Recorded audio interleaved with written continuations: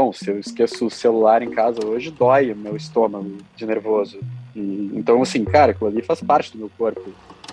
Quando ouvi falar sobre a história das DAOs, eu na hora lembrei da biologia, lembrei dos ecossistemas, né? Porque, no fundo, me pareceu ser, em parte, uma inspiração na lógica da natureza. Quando você pensa num ecossistema qualquer, as corporações, elas começaram a ganhar uma relevância de grandes estados também, né?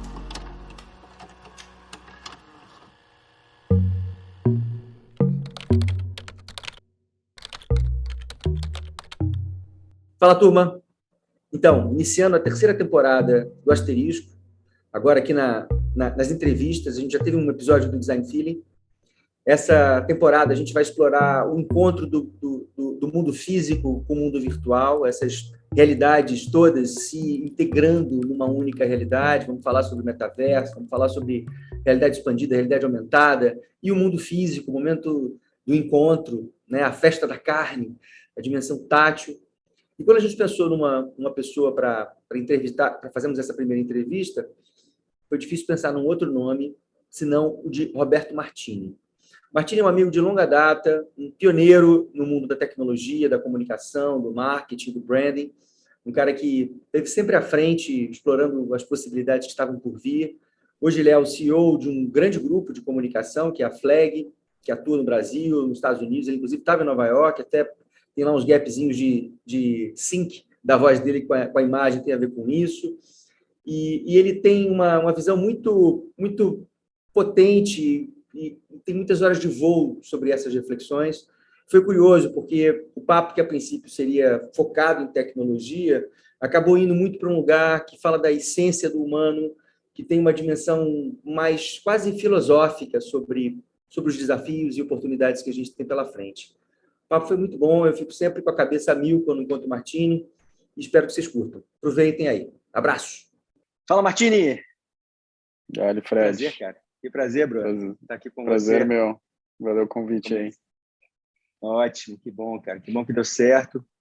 Quando eu pensei no primeiro convidado para essa série de entrevistas que a gente faz aqui no Asterisco para a terceira temporada, eu não pude pensar em outra pessoa que não fosse você, porque o nosso assunto, né, a nossa abordagem esse ano agora, de 2022, a gente tem escolhido um assunto por ano, um assunto por temporada, que a gente explora de uma maneira bem holística, mas nesse ano a nossa intenção é explorar essa realidade híbrida, múltipla, que está aí se apresentando para a gente, esse choque que a gente sente, né? Acho que eu tenho uma visão de que o nosso corpo não está preparado para tanta transformação, né? Mas esse encontro entre o metaverso e a realidade real, entre essa realidade virtual, a realidade aumentada, a realidade expandida e a realidade em si, né? Entendendo que, na verdade, esse conjunto de coisas serão a realidade, né? A gente provavelmente não vai estar vivendo de uma maneira splitada, né? Cada uma dessas realidades.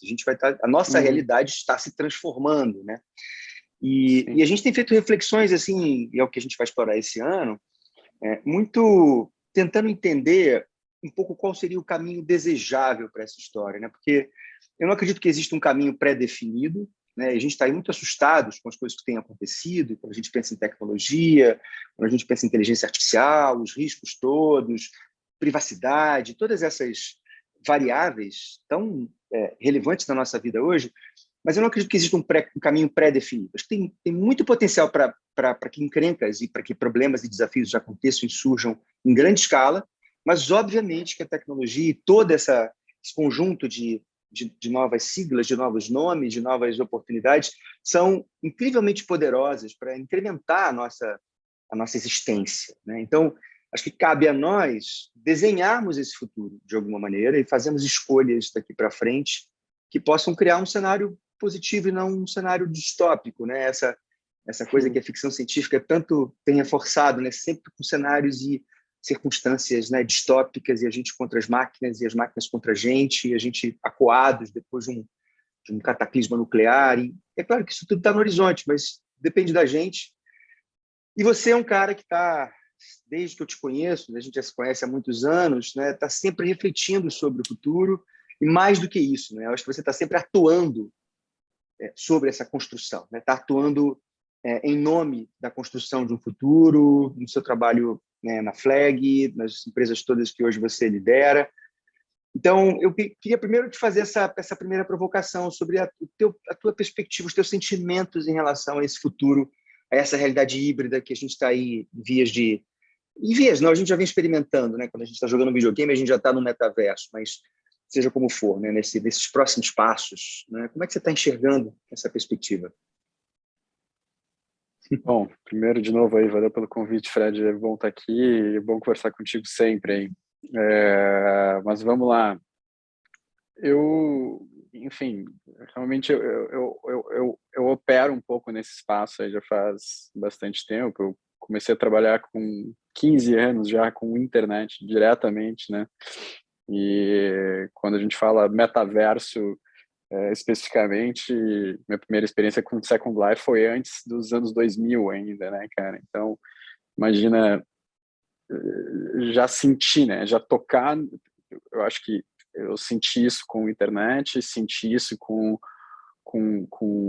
obviamente também, eu venho de uma casa onde as pessoas são bem apaixonadas por tecnologia também. Minha mãe era gamer, a gente tinha todos os videogames que possíveis em casa, então quando tu começa a arquitetar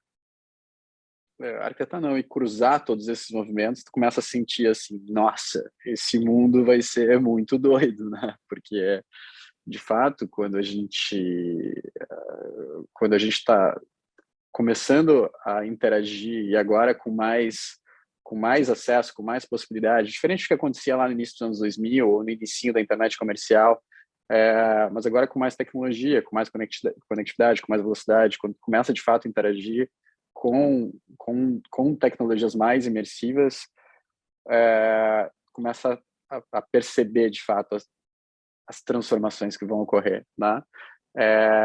O que eu sinto, assim, no geral, é que, claro, isso tudo assusta um pouco, né? E, obviamente, a gente está passando por uma pandemia agora e esse assunto, o nome, né, metaverso, que não foi cunhado agora, né? Foi cunhado anos atrás, um livro no Snow Crash, mas aparece agora como uma forma de articular um pensamento, porque basicamente ele é um atalho de linguagem para falar sobre muita coisa. Se acelerou muito, né? Porque essa necessidade aí de ter conexões mais próximas, a gente teve que trazer mais tecnologias. Então, o que eu sinto é que sempre tem um componente humano que acelera as coisas, né? Por que a gente está falando de metaverso? Porque a gente sentiu falta de estar perto um do outro, né? Então, assim, vamos entrar num lugarzinho ali dentro onde a gente pode se encontrar de verdade. Aí, quando a gente entra lá dentro, a tecnologia nem está tão pronta assim, a experiência nem é tão legal, é meio clunky, meio duro, meio... Mas tu começa a sentir que, de fato, isso vai fazer parte da vida, de alguma forma, porque ela consegue te entregar uma experiência que ela é muito próxima da tua experiência nesse corpo físico aqui. No momento que a gente tem, que a tecnologia avança a um ponto da gente não conseguir perceber, de fato, o que é físico ou o que é virtual, o nosso cérebro se engana e ele sente as emoções, né? Se alguém te encosta lá, tu não precisa nem de sensor, tu sente o toque, né? Tu sente outras sensações também que tu não sentia, porque na verdade tu tem uma possibilidade de muito mais sentidos que tu não tinha também, porque, né, imagina que tu não tem a mesma física, né, não tem os estímulos visuais são diferentes, outras coisas, mas tu sente, né? Eu acho que essa é a coisa, tu sente, né? E é isso que a gente busca, né? A tecnologia, ela sempre vai buscando, pelo menos o que eu sinto assim, ela sempre vai buscando uma proximidade com a pessoa, com o ser humano, assim, né? Então a gente vai miniaturizando e incorporando. Bom, se eu esqueço o celular em casa hoje, dói o meu estômago de nervoso. Então, assim, cara, aquilo ali faz parte do meu corpo. Se dói, meu corpo faz parte, né? Eu não consigo desassociar. Só que ele vai diminuindo, vai entrando, né? A ponto que eu me torno um ser híbrido, né? Eu a gente tenta achar uma desintermediação da tecnologia para acessar uma realidade expandida, onde eu tenho mais possibilidades, mais sensações, mais coisas, né? Que é o que a gente busca como humano, né? Mais, né? Apesar de existe uma contratendência, porque obviamente a gente já tem demais e agora a gente está tentando soltar um pouco a nossa natureza, a forma que a nossa sociedade foi construída, principalmente esses últimos 2 séculos, mas esse último século principalmente, capitalismo, etc. A gente está, né, buscando essa abundância e a tecnologia consegue nos entregar isso, né? Imagina eu poder qualquer coisa, poder ser quem eu quiser, poder viajar para onde eu quiser, poder falar com quem eu quiser, onde eu quiser, poder me vestir ou me expressar do jeito que eu quiser, né? Então, enfim, é natural que isso vai incorporar, mas eu acho que tem uma coisa bem humana aí mesmo, assim, não é a tecnologia vindo aqui tomando um lugar. Não, a gente está buscando isso. A gente quer mais. Eu quero me relacionar com mais pessoas. Eu quero sentir mais coisas. Eu quero ter mais possibilidades. Se eu não quisesse isso, travava, parava.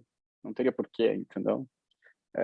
Então, não desassocia. É a gente que está ainda, por enquanto, é a gente que está no comando. A gente está comandando, né? Esse por enquanto é delicado, né, cara? Eu acho que é parte das tensões que existem na discussão. Em algum momento, se a gente de fato abrir espaço para perder o controle, né? Perder o comando. E até antes de perder o comando para uma inteligência artificial, que é essa coisa distópica e tal, eu acho que tem um lugar que é o lugar. Você está trazendo aí uma perspectiva positiva, que eu concordo plenamente, né? Eu acho que a gente vai poder cada vez fazer mais coisas, né? Explorarmos a realidade de uma maneira mais sofisticada, mais complexa, mais simples, muitas vezes também, né? Você consegue com simplicidade coisas que hoje ocupam a nossa rotina, nosso dia a dia, que não são relevantes para a gente, vão ser coisas automáticas, né? Isso é maravilhoso, né? Isso tem um lado incrível aí. Mas tem todo o lado negativo, e antes das inteligências artificiais eventualmente representarem esse risco, tem as grandes corporações representando esse risco, né? Um risco de manipulação, um risco de desestruturação, um risco de, em nome do lucro, né? Da ganância, aquela coisa, né? A gente vira rato de laboratório nesse negócio e a oferta dessa tecnologia, a oferta desses serviços serem fundamentados na potencialização do negócio, do modelo de negócio, né? Esse capitalismo da vigilância, da persuasão, do engajamento, de fazer você ficar o mais tempo possível na frente de uma tela e, eventualmente, dentro de um... Dá para imaginar, né? Você tem filhos pequenos, eu já tive, né? Você também tem uma filha... Você tem uma filha adulta. Grandes, pequenos, temos todas as gerações em casa. Você tem as variações sobre o tema, né? Então, dá para saber, né? A gente vê, por exemplo, lá no doc lá sobre o dilema das redes, mostrando lá os líderes da indústria que não deixam os próprios filhos expostos aos produtos que eles desenvolvem, né? Porque sabem o quanto de inteligência tem por trás para garantir que a criança, que o jovem, que o adulto não saia ali da frente da tela, né? Como é que você vê essa... E aí tem aí uma perspectiva da Web 3.0, na Web 3, aí chegar para descentralizar, né? Diminuir o poder das big techs, e isso talvez possa representar uma redução do risco. Mas como é que você vê esse ponto, essa questão, essa ameaça? O interesse do lucro por trás da oferta do produto, do serviço, da tecnologia? Eu acho que, assim, no final, enfim, massas é um negócio complexo, né? Tipo, uma sociedade, muita gente. A gente sempre entregou, de alguma forma, parte da experiência da nossa vida, a gente entregou esse controle, né? Seja para uma instituição, seja religiosa, seja para o Estado. E nesses últimos anos, as corporações elas começaram a ganhar uma relevância de grandes estados também, né? Porque foi a tecnologia que foi o domínio, né? E a tecnologia, de fato, acelera muito esse processo, né? Então, é como se eu tô jogando com uma matemática que o cara tem um crescimento linear aqui, né? O Estado trabalha com linearidade e a gente trabalha com exponencialidade quando a gente está trabalhando com tecnologia como base, né? E realmente, assim, né, hoje essas grandes corporações, a gente está falando aí das maiores corporações, elas têm status de Estado, né, não só pelo tamanho financeiro, mas a quantidade de pessoas que experienciam, na verdade, que interagem com o mundo através das plataformas dela, né? A gente interage com o mundo, é claro que, assim, quando eu saio na rua, eu estou interagindo com o Estado, né, porque o Estado gerencia aquele lugar. Mas enquanto eu estou no meu ambiente virtual, eu estou interagindo com uma outra instituição, né? Que agora é uma instituição que ela tem como fim o capitalismo, né? O capital. E assim, por mais que a gente consiga multiplicar todas as experiências, né? Então a gente e isso hoje o que está acontecendo assim a quantidade de informação que a gente recebe, a gente não consegue mais processar, a gente entrou num lugar que assim, cara, muito exponencial, a gente está precisando achar formas de se controlar de fato, é uma coisa muito nova, a gente está aprendendo a gerenciar tudo isso, mas o que ninguém conseguiu multiplicar ainda é o tempo, né? Que acaba sendo o que tem mais valor, né? Tipo, as pessoas falam, tipo, não, dados é o petróleo do nosso tempo, tipo, não, tempo é o petróleo do nosso tempo, cara. De fato, entendeu? Até por isso, né, que as experiências elas começam a ser cada vez mais rápidas para mim conseguir entrar e experimentar mais, né? Então, assim, qual a tendência de um filme ser mais longo? Né? Não, o filme é cada vez menor, né? Chegar a ponto de ser 7 segundos uma interação de um filme, né? Tipo, é isso, é cada vez menos, mais rápido para as pessoas poderem consumir mais. E é o tempo, né? E esses caras entenderam esse jogo, né? E começaram a, enfim, nos entregar experiências que a gente começa a trocar o nosso tempo por interação nesses espaços e monetizar esse lugar.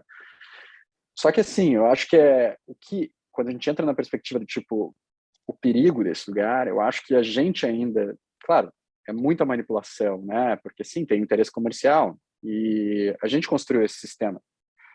Não é quem está explorando o sistema que construiu o sistema. A gente construiu um sistema que exploração comercial se funciona desse jeito.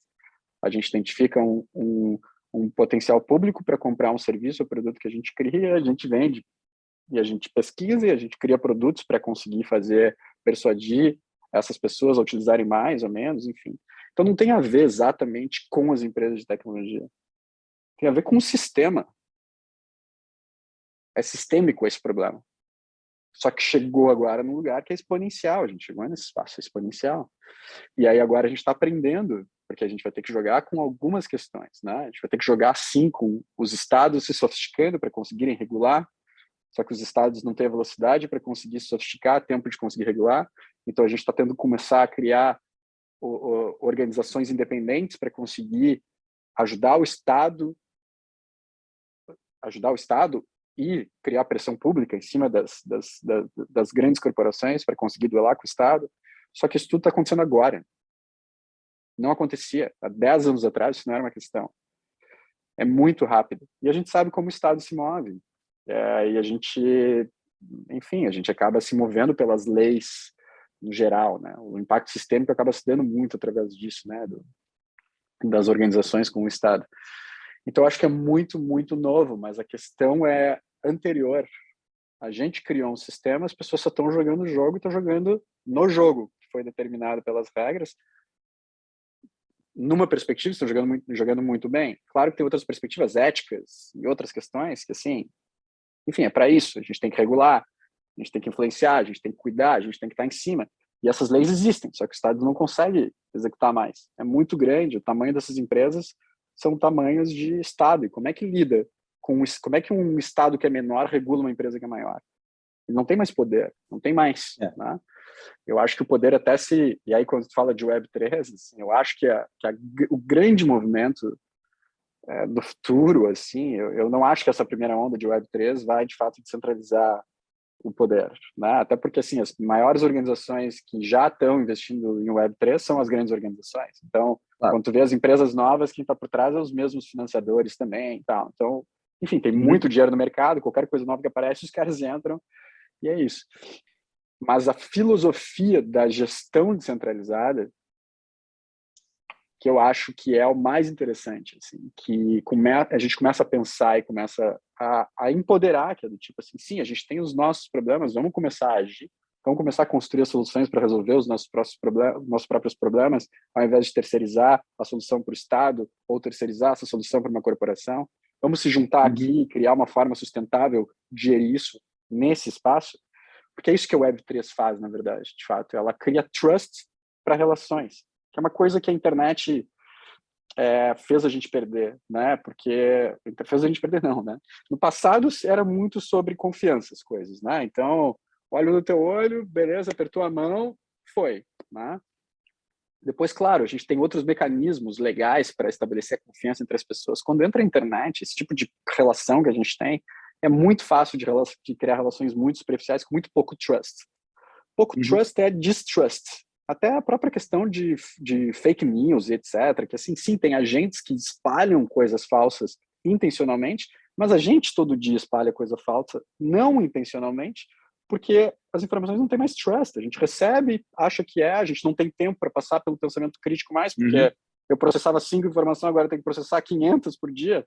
Então eu passo muito rápido, passo adiante. E a Web3 traz mais trust nessas coisas. E esse trust, nessas relações, esse trust, ele empodera que grupos possam se organizar de fato, com confiança, para resolver problemas. Né? Tem vários casos acontecendo muito interessantes nesse sentido, né, de grupos mesmo, quero resolver tal coisa, entra numa organização intermediada por uma DAO, enfim, que é tudo muito claro, muito transparente, muito confiante, e as pessoas conseguem se mover muito rápido, né, para resolver alguma coisa. Então, eu acho que a filosofia é que vai impactar a transformação para a gente no médio e longo prazo. No curto prazo, a Web3 em si, eu acho que a gente ainda está no mesmo lugar. A gente ainda está no domínio de quem de quem já está no topo. Assim. Mas já é incrível, né? Pelo menos como luz no fim do túnel, né? Essa recuperação da confiança, porque de fato esse é um problema dos mais graves, né? A gente não poder confiar no que é verdade, né? A realidade sendo questionada o tempo todo, você podendo inventar qualquer coisa, e aquela coisa, né, de que uma fake news se espalha 11 vezes mais rápido do que a verdade, claro. Que a verdade é sem graça. Então, esse é um lugar de esperança, né? E aí você mencionou as DAOs, né? Assim, foi muito falado lá na XSW agora. Você podia explicar um pouquinho essa história? Porque eu acho que isso também tem a ver com, para mim, parte da evolução do capitalismo. Porque eu acho que o que a gente está falando aqui, você está falando que o modelo que foi criado é um modelo que esse sim é a razão de todas as encrencas.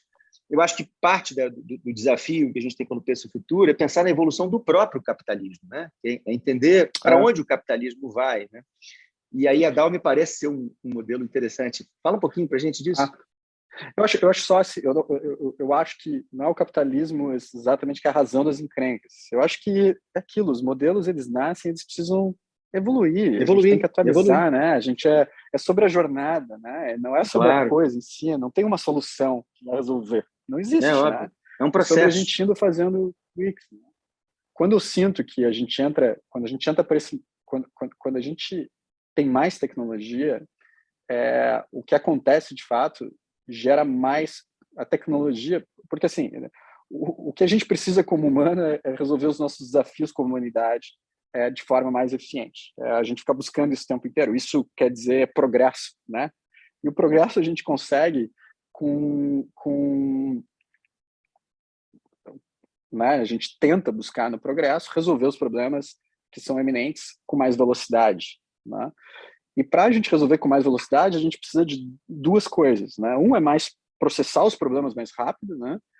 Outra, e aí tem uma forma, a gente ter esses grandes processadores e tecnologia mesmo, enfim, na tecnologia a gente faz isso, processa muito forte problemas, a gente sobrepõe processamento computacional mesmo, então, ao invés de ser um processador processando o problema, a gente bota vários processadores um em cima do outro. Ou a gente faz os humanos fazerem isso também. Eu sozinho tenho uma capacidade de processar, mas eu junto contigo a gente tem uma capacidade melhor e junto com milhares a gente tem muito mais, né? E quando a gente pega as instituições científicas, elas são muito isso, né? As grandes universidades, é isso, o pensamento aberto. Então a gente sabe que quando a gente compartilha, a gente resolve mais rápido. Só que quando a gente tem mais gente interagindo, cada pessoa que a gente coloca na rede, a gente gera exponencialmente mais possibilidades de conectividade. Né? Mais gente produzindo conteúdo, mais gente compartilhando e mais gente processando ao mesmo tempo. Só que, cara, imagina, isso faz com que cada pessoa que entre na rede muito mais coisa chega em cada um de nós. Cada um que entra exponencializa para todo mundo. Quando a gente bota mais uma pessoa, exponencializa para todo mundo a possibilidade de interrupção ali com informação. E isso faz com que a gente tenha que processar cada vez mais. Tendo que processar cada vez mais, a gente não consegue passar pelos estágios de pensamento crítico, de fato. Né? Tem algumas teorias sobre pensamento crítico, tem uma que fala que são 6 estágios de pensamento crítico, e aí uma coisa bem boba matemática, imagina, se eu tenho esse tempo para passar pelos 6 estágios, ok. Agora, se eu tenho que dividir esse tempo por 50 agora, ou eu vou passar muito rápido, ou eu não vou passar por alguns estágios. E aí eu vou decidir se isso é verdade ou não. Se é verdade, se eu aceito, se é relevante, se não é. Como isso está acontecendo exponencialmente, a rede, ela começa a gerar, quando eu não processo uma informação com qualidade, eu coloco em risco trust. Eu gero um potencial distrust. Né? E isso é o que está acontecendo com a rede. Porque a gente não conectou ao mundo inteiro ainda. A gente conectou um pouco mais da metade, cara. Imagina que a gente ainda tem metade para conectar. E agora, quando tu entra no nível de conectividade que a gente está em tecnologia, a gente começa a colocar na frente essas dimensões de realidade, esses layers. Então, a gente tem a nossa realidade aqui, tem a realidade que está sobreposta a essa, tem uma realidade que é virtual em cima dessa, e dentro dela, por isso que a gente chama de meta também, tem várias outras realidades dentro da própria realidade que a gente está construindo. É claro. Como que a gente vai se entender? Não tem como usar o mesmo processo de compreensão para a gente conseguir chegar numa conclusão do tipo trust, não trust.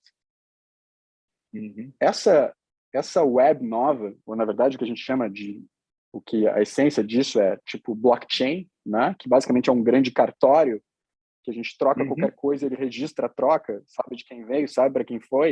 Ele não está dizendo se é certo ou não, mas no mínimo diz, eu sei quem mandou, eu sei quem recebeu. Óbvio que tu pensa 2 vezes para fazer isso. Antes de compartilhar uma coisa, antes de fazer. Então ele começa a registrar essas relações. Começa simplesmente a registrar. E isso faz com que encoraja os agentes a ter mais trust nessas relações. Porque está lá guardado e não tem como tirar. Não está centralizado num lugar. Está descentralizado também, não tem um banco de dados único. Um blockchain, se ele bem construído, ele está distribuído, os agentes que validam as informações estão lá dentro. Então, tem uma série de protocolos e sistemas para fazer essa coisa acontecer. Uma DAO, a DAO é uma sigla para Decentralized Autonomous Organizations. Né? Então, organizações autônomas e descentralizadas. Não necessariamente tu pode criar um sistema para ela ser totalmente autônoma. Tu pode botar robôs executarem tarefas. Por exemplo, quando a gente ganha, de cada R$10 que a gente ganha, guarda 30 automaticamente. O robô está lá guardando 30 automaticamente. Agora, uma DAO, ela pode gerir a relação entre os participantes dessa DAO. Vamos lá, a gente constrói uma DAO, eu, tu e mais 8 pessoas. Né? Então, a gente tem 10 participantes dessa DAO, cada um tem um token dessa DAO. Então, nesse caso, a gente tem a mesma participação dentro dessa DAO. Eu coloco uma ordem para votação dizendo, olha, eu quero que a gente gaste 50% dos nossos fundos para a gente, enfim, fazer um evento aqui sobre DAOs. Os participantes que estão ali dentro votam. A gente pode determinar que se é por totalidade, se todos chegarem esqueci a palavra agora, mas se unanimidade, né? Se é unanimidade ou se é por maioria. E aí depois ele executa automaticamente. No momento que votou, já executou. Não tem, e agora o que a gente vai fazer? E agora o que a gente vai fazer? Então a gente começa a olhar para as organizações e começa Você não tem liderança, né? Isso é legal também. Não tem uma liderança, não tem hierarquia, né? A ideia é que seja isso. Não, essa é a ideia, essa é a essência, tá? Claro que se deturpa, porque as pessoas começam a usar de outras formas, mas a essência é essa. Todo mundo pode propor, todo mundo pode votar. Sim. O ponto é que a gente precisa ter uma paridade que é, nesse caso, do exemplo que eu coloquei, todo mundo tinha um token. Mas o que está acontecendo em algumas organizações que estão lançando DAOs, aí quando vê tem um venture capital, vai lá e compra 51% dos tokens, entendeu? E aí ele acaba sendo o maior votante. E aí ele tenta usar o mesmo sistema. Mas tem outros sistemas também para já coibir isso, para não deixar. Então, também está em desenvolvimento. Mas o mais interessante é que, depois que tudo aquilo acontece, tem trust, está tudo registrado, e a execução é automática. Porque os fundos que eu preciso já estão linkados com as wallets, com as carteiras de cada um ali dentro, que os fundos já se disparam automaticamente. Então, é um outro jeito, dá uma outra velocidade para o jogo e dá confiança para a gente conseguir montar isso de forma independente para o sistema que nos gera confiança hoje. O Estado, o jurídico, as leis todas que a gente tem, enfim, um desafio gigante que a gente tem só para dar confiança para essas conversas, entendeu? Então é isso que uma DAO tem feito hoje. E aí tem projetos incríveis, né, que estão gerando, que estão trabalhando dessa forma já. Enfim, muito experimentais, mas coisas muito grandes acontecendo. Os caras acabaram de tentar comprar num leilão a Constituição Americana. Tipo assim, tinha um leilão da Constituição Americana, vamos fazer uma DAO. Tinha 5 dias para o leilão, os caras determinaram uma DAO, levantaram acho que $40 milhões em 5 dias dentro dessa DAO, acabaram perdendo o leilão, mas é um caso muito emblemático de tipo como a gente consegue organizar muito rápido, gerar confiança para todo mundo muito rápido e executar. Enfim. Isso é incrível. Eu quando ouvi falar sobre a história das DAOs, eu na hora lembrei da biologia, lembrei dos ecossistemas, né? Porque no fundo me pareceu ser, em parte, uma inspiração na lógica da natureza. Quando você pensa num ecossistema qualquer, você tem indivíduos que estão ali também com uma relação de confiança. Existe relação de confiança no ecossistema, seja para os bancos de corais, ou com um manguezal, uma floresta, e existe uma certa... não existe liderança, né? A história do leão ser o rei da floresta é caô, né? No fundo, está todo mundo ali numa relação de interdependência. Me pareceu próximo, assim, né? Sempre que eu enxergo algum tipo de experiência humana que se aproxima da lógica, das dinâmicas da natureza, me parece que é um caminho promissor, porque são bilhões de anos aí testando, né, modelos. A gente está aqui há muito pouco tempo nessa aceleração maluca e com o nosso cérebro igualzinho ao cérebro dos primeiros sapiens, né? A gente não conseguiu ter um avanço fisiológico que nos habilite a conviver com o que a gente mesmo criou, né, cara? Isso é muito louco, né? Tem uma incompatibilidade de hardware e software, né? O hardware continua sendo o mesmo, né? E muitos dos nossos impulsos são reptilianos, das nossas, né? Continua sendo briga de poder, continua sendo uma lógica de dominação, né? Então, essa mudança mais filosófica, tem mais a ver com e se afasta da tecnologia, né? Que é o que você falou, que tem muito mais a ver com a dimensão humana, com a evolução da própria natureza humana, é que tem que entender se a gente vai ter tempo para essa evolução acontecer, né? E a gente não sucumbir, né, por essa maluquice que a gente inventou, né? Enfim, compartilho muito do que tu coloca, enfim, a história de estudar ecossistemas também é um pouco do que eu faço também profissionalmente, é o que eu tentei fazer também no meu business, né, que foi não construir um grupo, mas construir um ecossistema, e aí é diferente, totalmente diferente. Claro. Quando a gente fala ecossistema e grupo, é coisa totalmente diferente, e obviamente a natureza é a maior inspiração de todas, né, e muitas vezes você tem que fazer uma coisa que não parece ter muito a ver, ou diretamente com core, porque senão o ecossistema não sobrevive, cara. Exatamente. Não tem nada a ver com... Mas, enfim, eu compartilho do que tu está colocando. E a outra coisa que eu não sei se eu conseguir te compreender bem, eu não sei se a gente concorda ou não, mas está próximo do que tu está falando, que é quando eu olho essa velocidade da transmissão da informação e a nossa natureza curiosa e de querer fazer parte que seres humanos têm, eu não consigo resolver a equação de como a gente não vai conseguir gerar distrust cada vez mais. Porque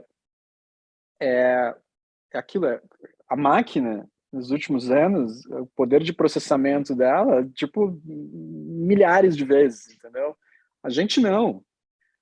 Só que como que eu consigo gerar, processar? Imagina, eu li um jornal por dia, cara, e olha lá, entendeu? Eu processava 2, 3 notícias, cara.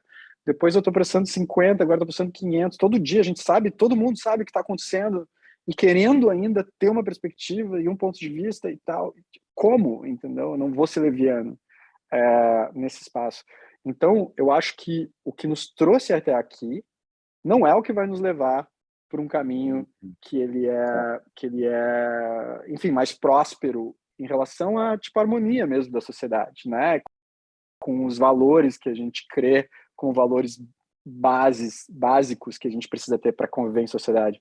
Então eu acho que é isso. Me parece que ainda a gente está tentando lutar com as mesmas armas por uma briga que a gente perdeu já, né? Tipo assim, cara, a gente precisa um outro salto. E aí exige um nível de disrupção mais alta, humana, exige um nível de desapego. Eu não estou falando de disrupção tecnológica, eu estou falando de humana.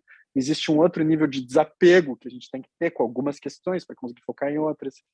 E me parece que a gente ainda tenta jogar com os mesmos elementos, entendeu?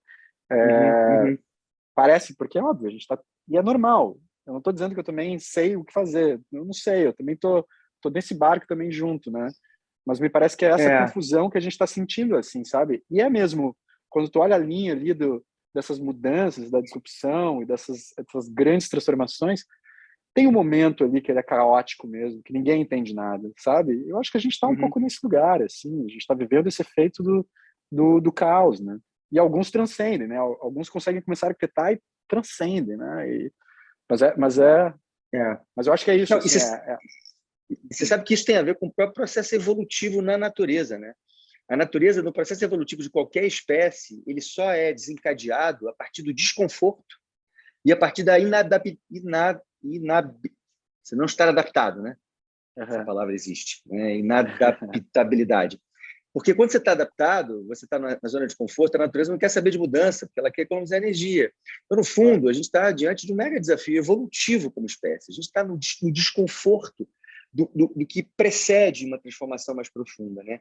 E aí uma coisa que eu fico pensando aqui é que dentro dessa lógica de que o nosso hardware não evoluiu, né? A gente sabe que o nosso cérebro continua muito parecido com o cérebro de um sapiens de 300 mil anos atrás, provavelmente parte dessa demanda evolutiva virá desse movimento da gente virar ciborgue mesmo.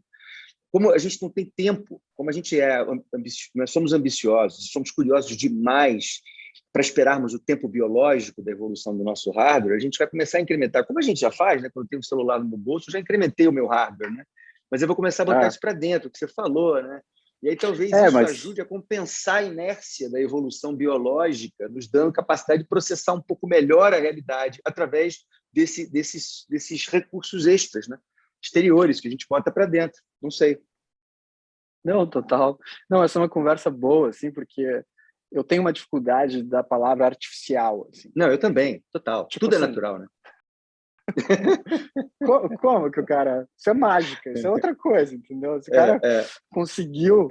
Então eu tenho alguma dificuldade, assim, e eu acho também que são atalhos de linguagem para a gente conseguir entender, classificar, Claro, tudo certo. com certeza. Até o momento que ela não é mais necessária, né? É que nem falar de internet, né?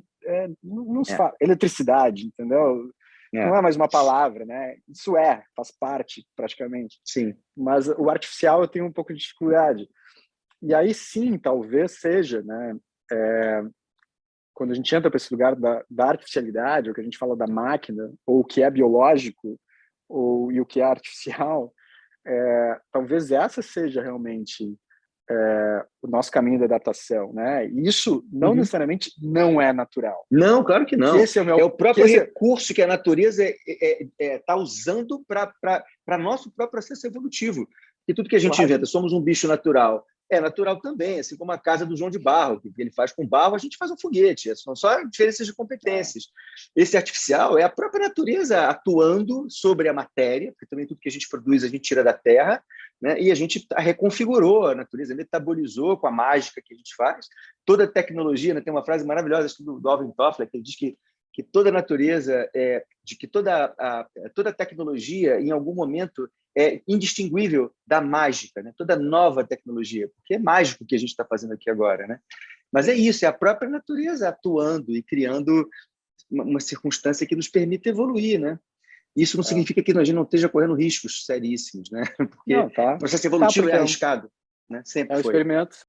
É um experimento da É um sobrevivência, né? E experimento, aí né? é o experimento da sobrevivência, porque é isso, né? Quando a gente pensa assim, qual que é o sentido da vida? O sentido da vida é viver, né? Tipo, esse é o sentido básico da vida. Uma vida nasce para ela se manter viva, né? E aí ela fica trabalhando, e brigando para manter. É Na incrível. essência, é isso, né? Tipo, é isso que a gente É. vê, é isso que a gente estuda, é isso que é para se manter viva. E a gente está passando por esse processo, que é um processo crítico mesmo. Quando olha as similaridades, né? Agora a gente fala da crise do burnout. E, tipo assim, o computador tem o overheating dele também, entendeu? Tipo, É, processou demais, cara, queima ali, é entendeu? claro, É o com burnout que certeza. a gente tá, tipo, nesse lugar, tipo, uma estafa de informação, de processamento, Uhum. que obviamente vira um desafio, né? E a gente tem que criar os gatilhos novos para a gente conseguir criar os coolers novos, né? Para a gente conseguir se manter nesse espaço. Mas tem uma similaridade, assim, nesses processos, né? E eu acho que, de alguma forma, sim, é possível que eles se encontrem com todos os desafios que a gente vai ter, não tem jeito. E acho que tem uma visão que é, é porque é isso, e aí, tipo, com crianças pequenas, enfim, é muito bonito, né, o jeito que se relaciona com tecnologia, mas ao mesmo tempo é muito assustador, né? É muito assustador mesmo, né? Uhum. E aí tu começa a questionar, ok, isso é o lugar que eu tô, isso é um pouco o que o externo tá na verdade, que a gente tá como coletivo se apresentando, mas parece, assim, dá uma sensação assim, cara, tem que achar outras alternativas também, tem que ter outras ideias, entendeu? Tem que ter É, fuga, tem que ter. E é, eu acho que também nesse estresse começam e eu acho que assim até a sociedade descentralizada também, o que é incrível, para mim era o que eu sentia primeira vez que eu entrei no Second Life, eu lembro, eu agora falando, eu lembro dessa sensação de ver assim, cara, tinha todo tipo diferente de pessoas convivendo. E só que lá era tipo, tinha bicho com gente vestida de outra coisa, tinha um monte de coisa, um é. monte de mini sociedadezinha ali, mini, que a descentralização com ferramenta permite também, de novo, essas outras possibilidades, e não de uma visão hegemônica só, do tipo, Sim, não, tem que todo mundo por padronizada. aqui, entendeu? Isso. Não, não é. Uhum.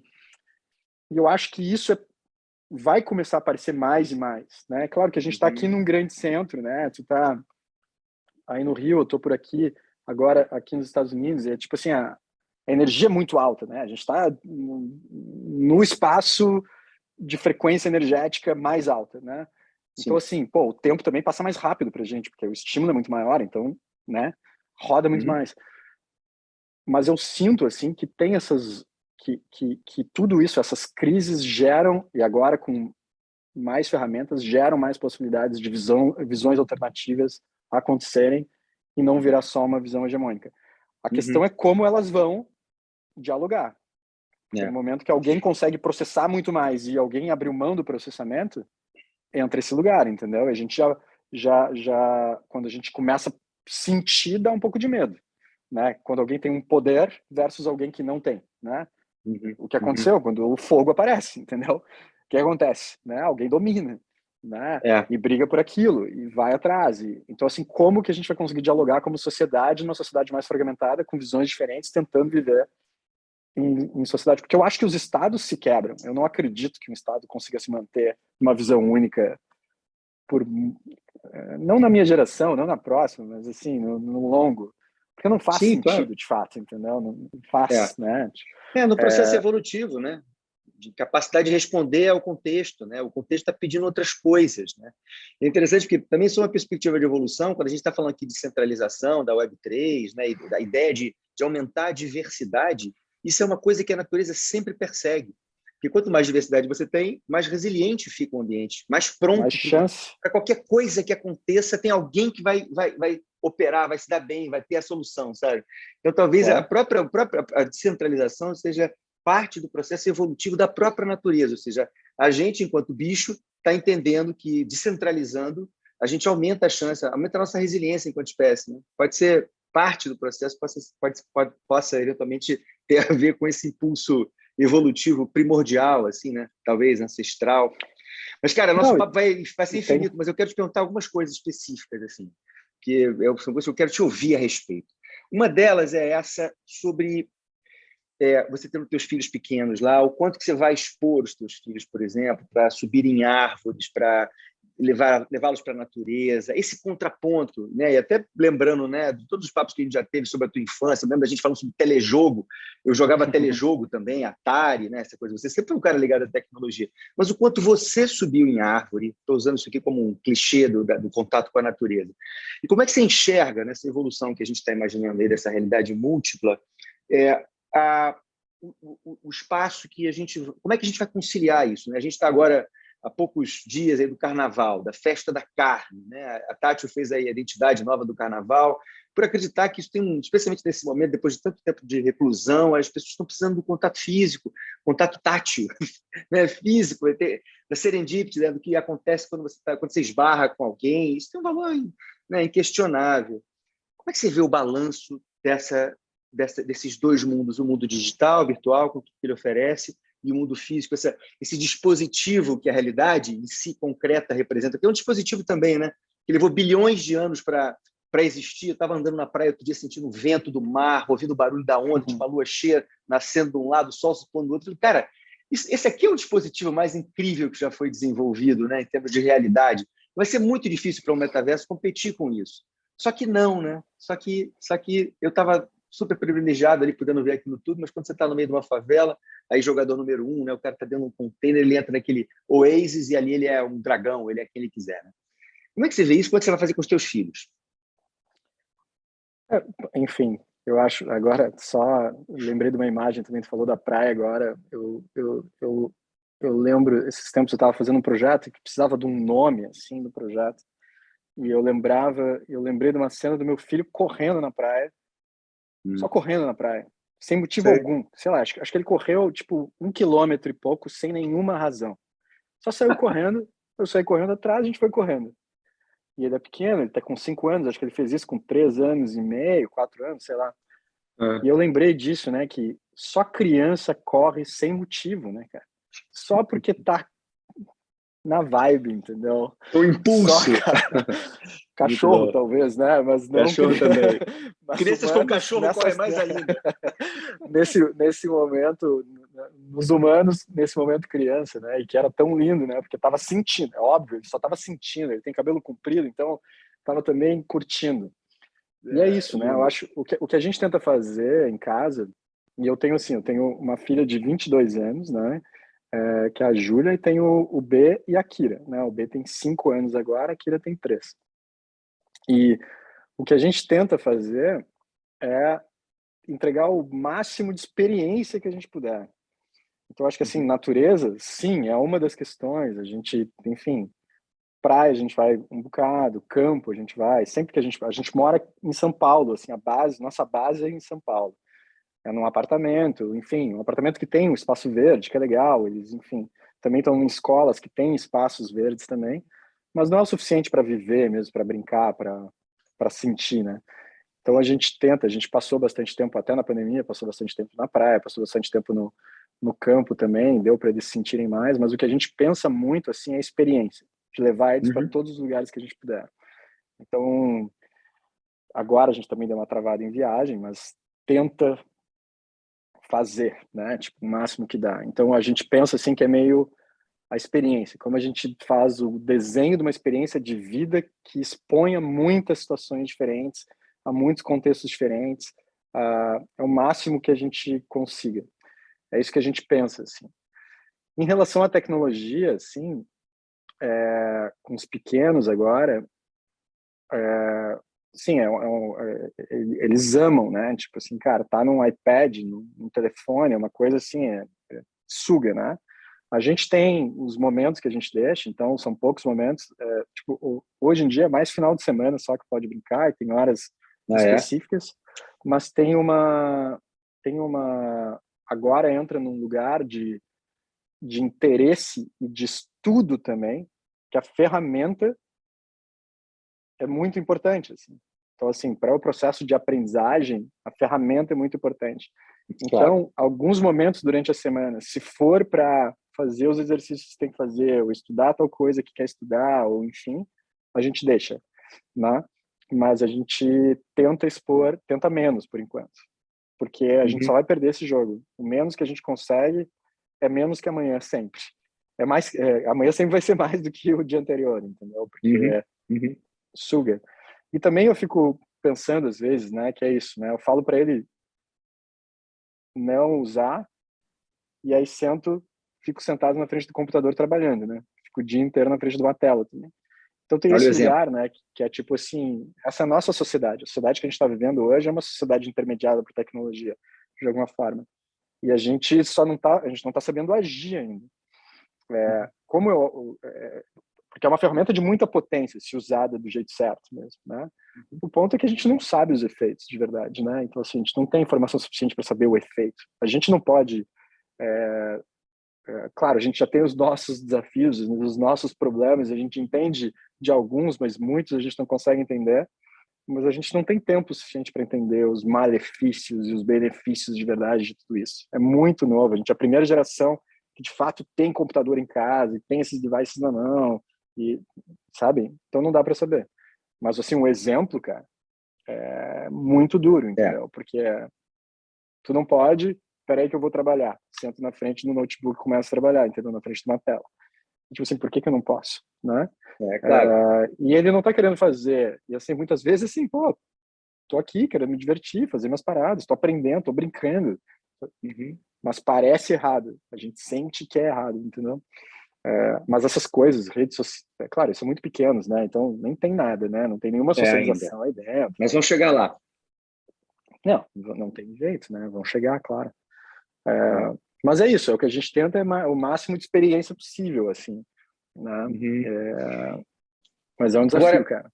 já emendando, então, na segunda pergunta, que é uma pergunta bem pragmática, que tem a ver com o nosso trabalho, né? O meu, com o teu, talvez mais até com o seu do que com o meu, que é, quando a gente pensa nesse futuro e nesse equilíbrio, né, entre o jeito que a gente usa o ativo mais valioso que existe, que é o nosso tempo, a gente sabe que as redes, especialmente as redes sociais, né, Facebook, Instagram, agora apanhou para caramba lá no SXSW também, né, Facebook especialmente, elas são desenhadas para te manter lá o máximo de tempo possível. E isso, basicamente, em função de um modelo de negócio, porque quanto mais audiência você tem, mais caro você vende o espaço para marcas, né, oferecerem para você produtos e serviços.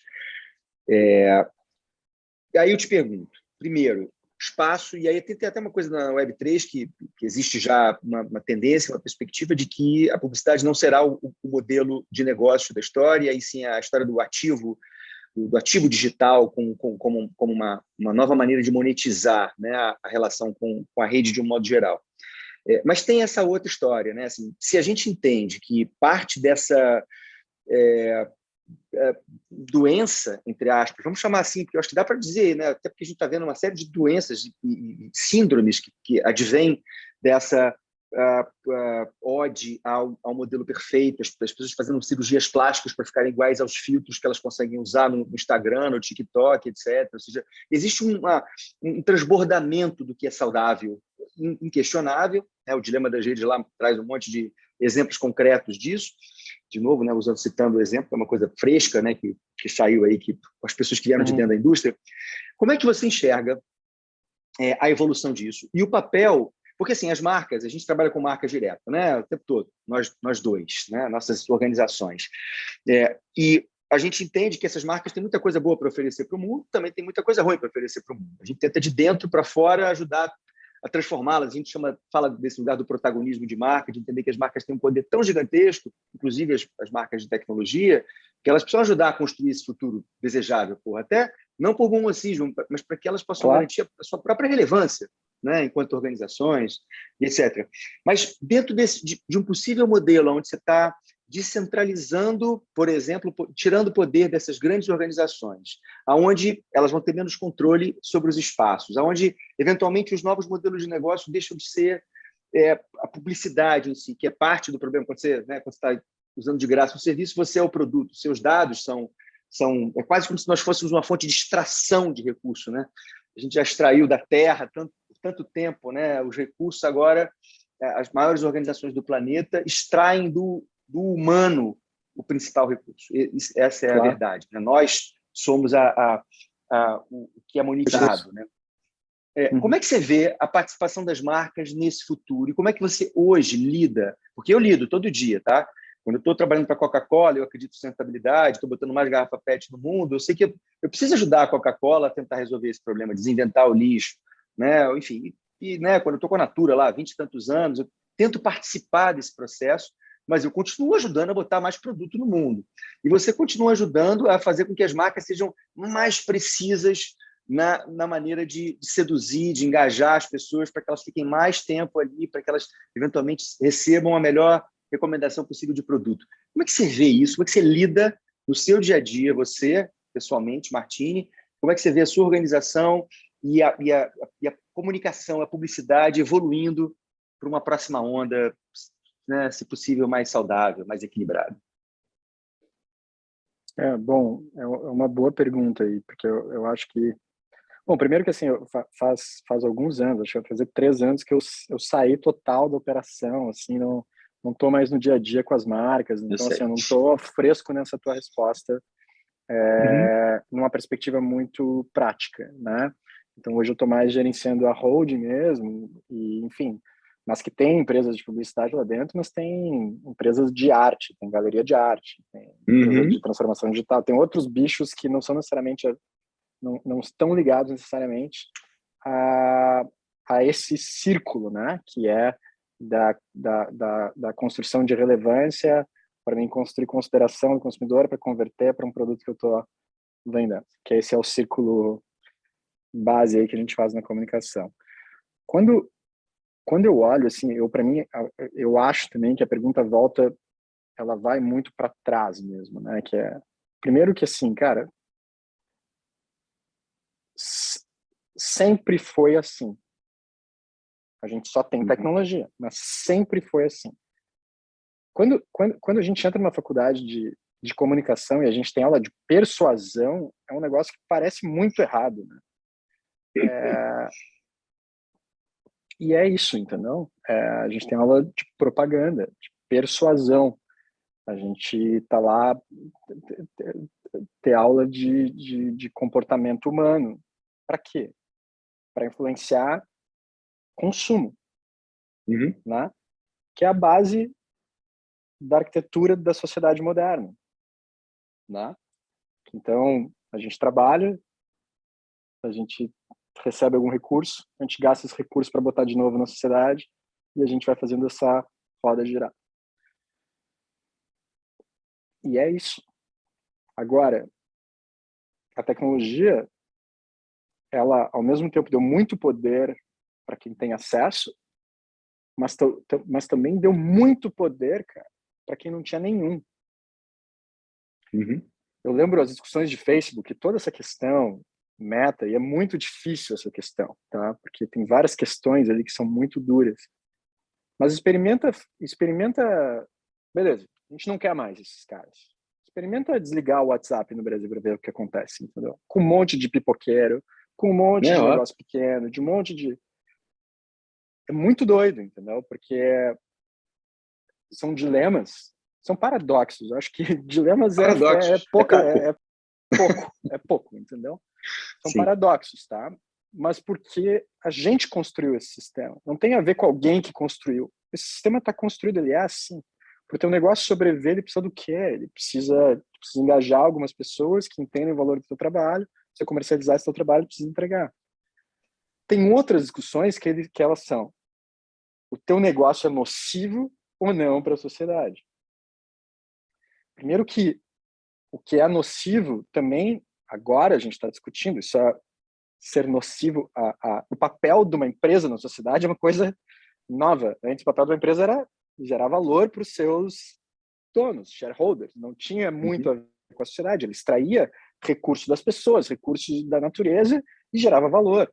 Claro que ela tinha um papel na sociedade de alguma forma, porque ela construía cidades, as cidades foram construídas em torno das indústrias, aquela coisa toda. Mas era isso. Agora a gente está começando a conversar sobre outras questões.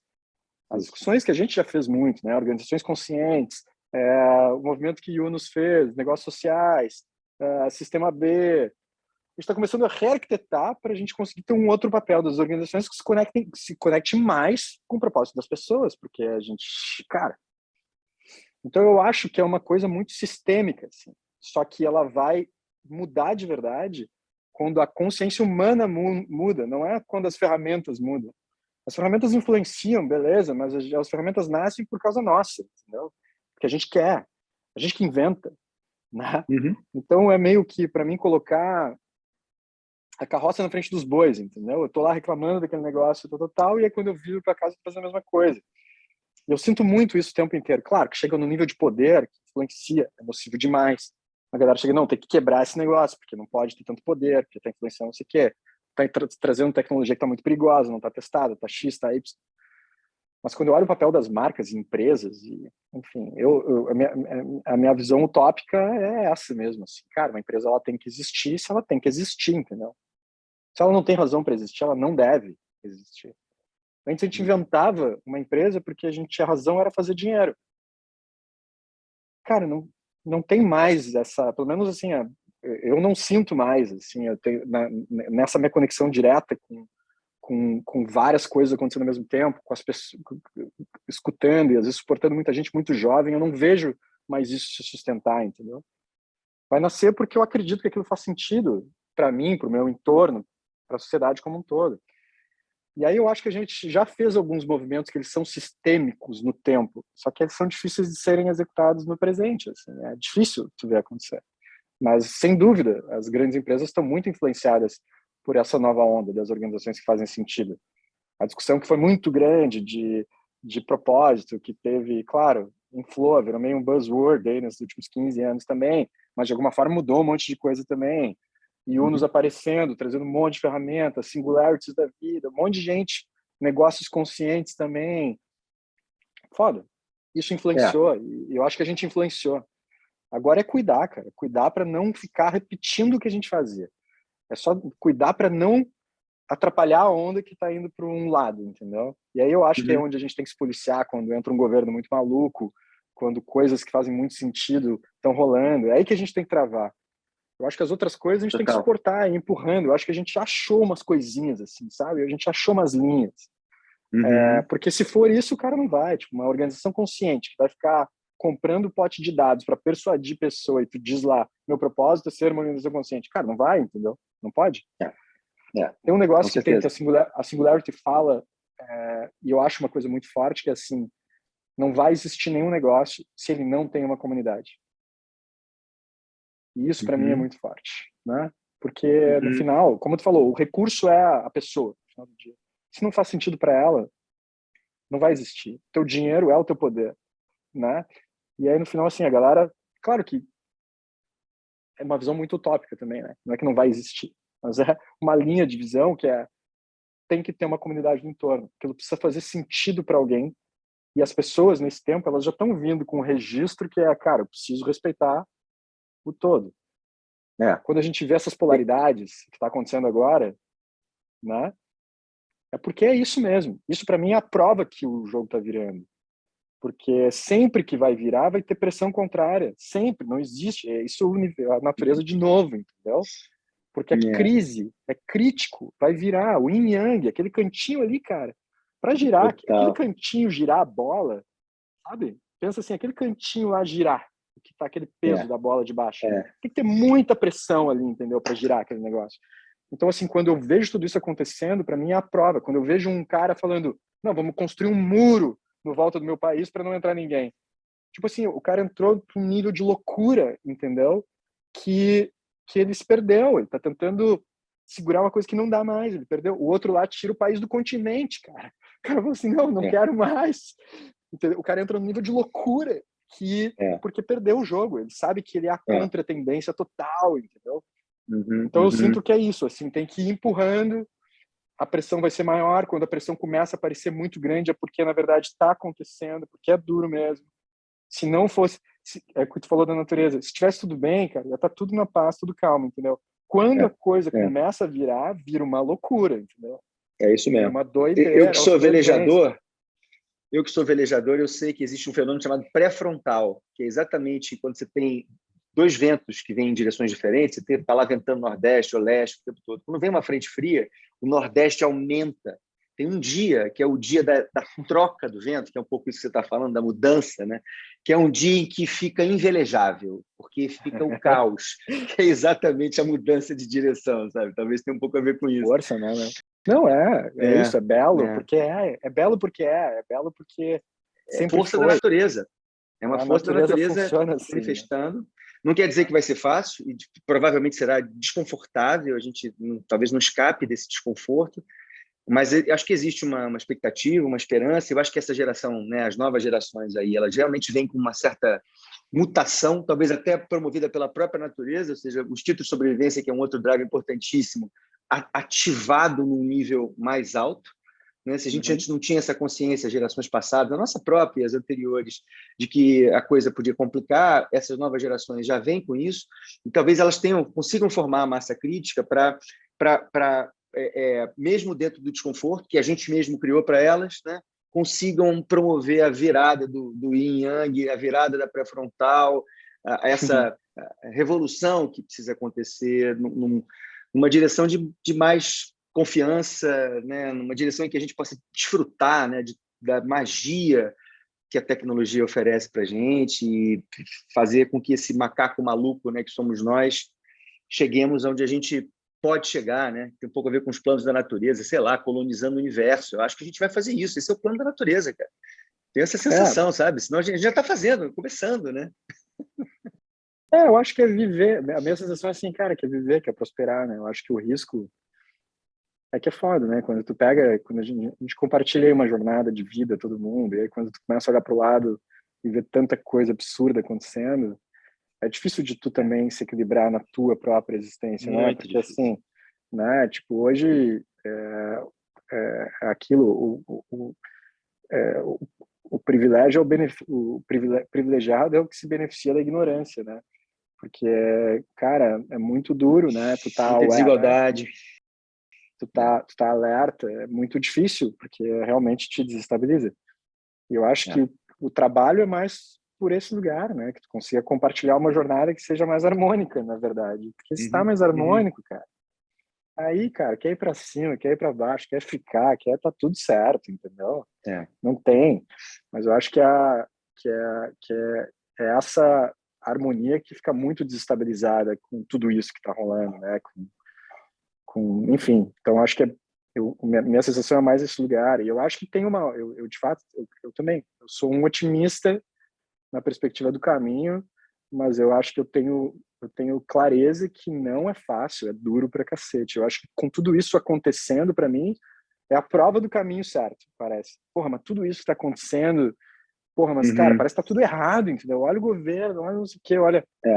Sim, se não tivesse um movimento acontecendo, para mim isso também não estaria acontecendo. Ninguém ia botar um muro na volta do país se a galera não estivesse falando de outra coisa, entendeu? Ninguém ia estar querendo sair de um continente se a gente não tivesse já esquecendo das divisas, entende?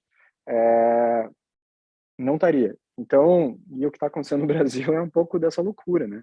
Que é, tipo, vamos proteger enquanto dá o que a gente tinha. Não vai abrir mão do status quo que a gente... E aí perdeu, entendeu? Porque não tem como segurar. Mas, enfim, essa é a minha sensação. Tem uma coisa que a Ana Branco, lá, que é a minha guru da vida toda, minha professora na PUC, assim, acho que até que eu já falei dela para você, ela diz uma coisa que é meio por aí. Ela fala assim, cara, o fundo do poço é cor-de-rosa. Talvez a gente esteja chegando num fundo do poço, entre aspas, ou a caminho dele, que é esse lugar do desconforto, que parece que não vai ter saída, mas se você não chega lá, você não tem a capacidade de voltar, né? Talvez seja um pouco isso, né? A gente precisa realmente extremar e viver esse desconforto máximo para poder nascer, né? Nascer, né? Pensa como deve ser desconfortável nascer, né? Não é fácil. Então, acho que a gente também, talvez, sei lá, aí em vias de parir uma outra sociedade, um outro jeito, também sem querer ser poliana, assim, mas vai ter dor no processo. Mas eu acho que existe uma perspectiva. Eu sempre fui um cara otimista, acho que a gente muito especial para desperdiçarmos. A natureza investiu muito na gente para desperdiçar essa chance de espalhar a vida, né, por outros lugares, e para isso a gente precisa estar inteiros, para isso a gente vai precisar realmente amadurecer, né, enquanto espécie, e dar conta do poder que a gente mesmo criou para a gente, né, que a natureza meio que nos ofereceu e a gente soube metabolizar, fazer uso desse poder, meio como um adolescente que entende, que amadurece um pouco, que deixa de ser tão impetuoso e arrogante, que eu acho que são duas coisas que a gente talvez tenha perdido um pouquinho na pandemia. Sinto que a pandemia baixou um pouco a nossa arrogância, né? A gente viu que a gente é vulnerável de uma certa forma, e a gente possa seguir aí, né, evoluindo com as dores e prazeres desse processo, né, que são inevitáveis. É isso, cara. Sinto Muito mesmo bom, também. camarada. Pô, que bom poder falar com você através dessa tela, mas vontade de encontrar aí de novo os vários encontros que a gente já teve, de horas de conversa, e, né, vamos fazer mais isso. Vamos fazer. Por aí, por aqui. Saudade aí também. Saudade. Não, a gente está aí. Daqui a pouco a gente se encontra aí. A gente tem que marcar uma né, tátil. Né, isso. Um contátil. É isso aí. Mas muito bom, bro. Super obrigado pelo teu tempo. Adorei a conversa. Cabeça aqui a mil. E vamos encontrar em breve. Obrigado. Aproveita aí Nova York.